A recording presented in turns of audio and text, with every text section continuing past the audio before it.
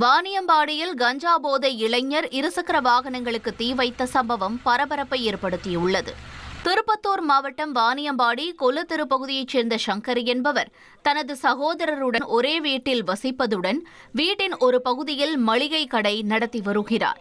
அதே பகுதியைச் சேர்ந்த ஜபியுல்லா என்பவர் சில தினங்களுக்கு முன்பு கஞ்சா போதையில் அப்பகுதியில் தகராறு செய்ததாக கூறப்படுகிறது. இதுகுறித்து சங்கர் தட்டி கேட்டதால் ஆத்திரமடைந்த ஜபியுல்லா நள்ளிரவில் சங்கர் வீட்டின் வெளியே நிறுத்தி வைத்திருந்த இருசக்கர வாகனத்திற்கு தீ வைத்துவிட்டு தப்பிச் சென்றதாக கூறப்படுகிறது.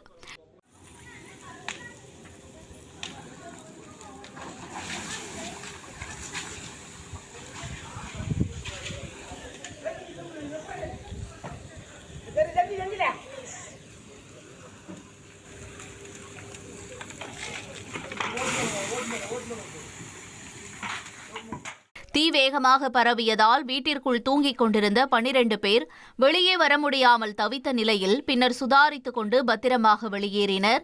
இந்த சம்பவத்தில் 3 இருசக்கர வாகனங்கள், மளிகை கடையில் இருந்த சுமார் 2 லட்சம் ரூபாய் மதிப்பிலான பொருட்கள் தீயில் கருகின. இதுகுறித்து வழக்கு பதிவு செய்துள்ள போலீசார் கஞ்சா போதையில் தீ வைத்து தப்பியோடிய ஜபியுல்லாவை தேடி வருகின்றனர். இனி செல்லும் இடமெல்லாம் செய்தி.